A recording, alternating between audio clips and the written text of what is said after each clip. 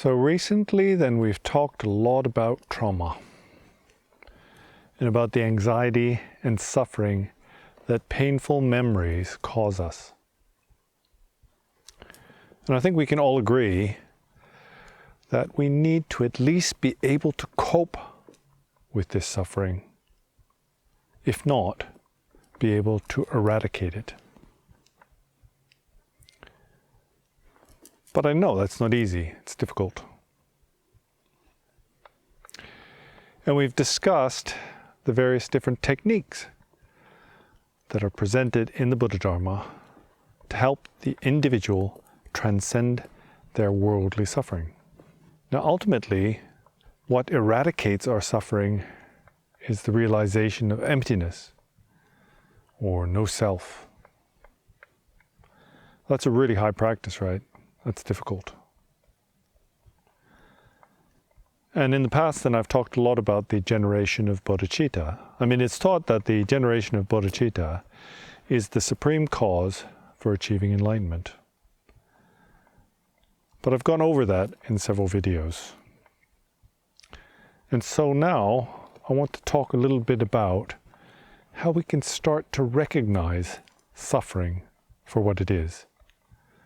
How we can start to recognize our painful memories as being empty of any inherent nature. So you know how to use your breath to stabilize your mind.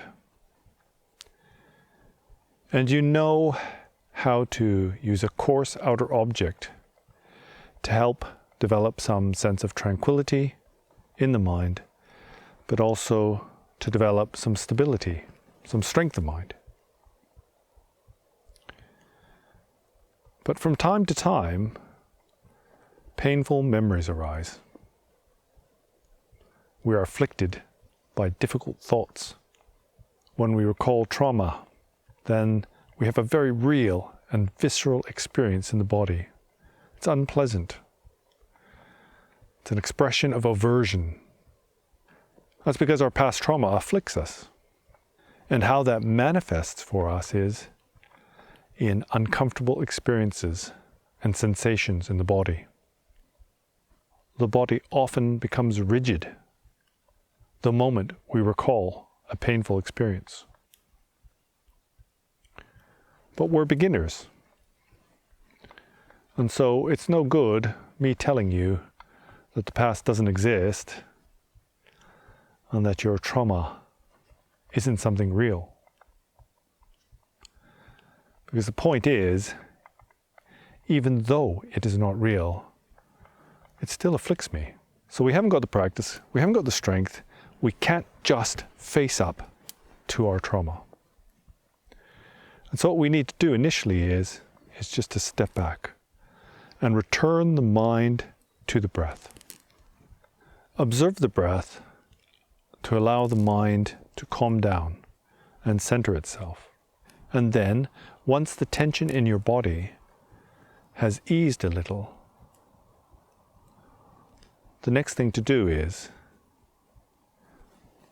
turn your attention back to the painful memory. You're merely going to have a look back to see if you can catch a glimpse of this painful memory or this trauma that has afflicted you throughout your life.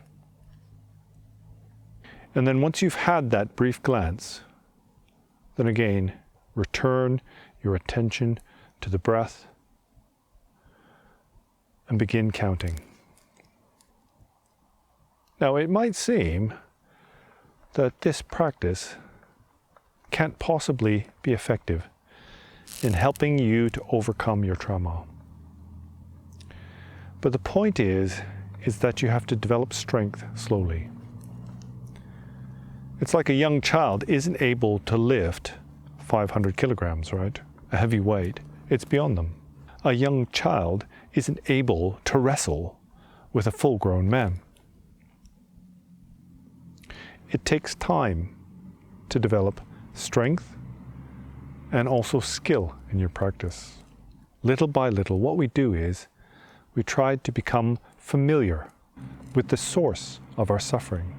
If you persist with this, then the strength and the solidity of those memories will diminish.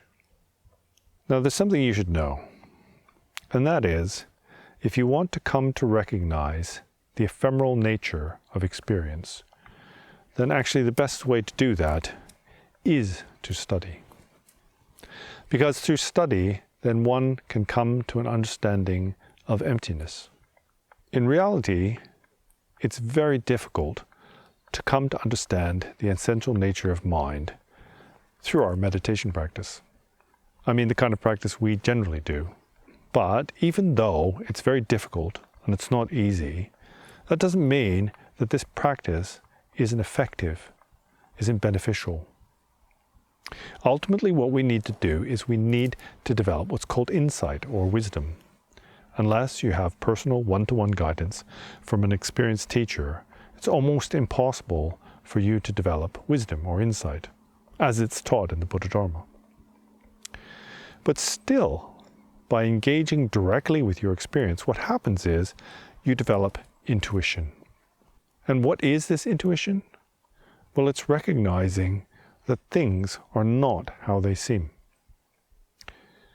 They're not as solid as they seem. Our trauma isn't as painful as it seems. Our memories and thoughts aren't as real as we believe them to be. And this intuition, although it's not actually insight or wisdom, helps to reduce our suffering and our anxiety. So anyway, what you have to do is you have to try it out for yourself. And you have to see what the effects are, what benefits there are, if there are any, and whether this is the sort of practice that will be beneficial for you. What is taught is that the teacher needs compassion and the student needs faith. And if these qualities are present within the teacher and the student, then there is no reason why that student cannot be guided along the path to awakening. And it is my sincere wish that you should find peace, happiness, and well-being, and progress swiftly along the spiritual path to final awakening and liberation from suffering in samsara. So until next time, then see you later.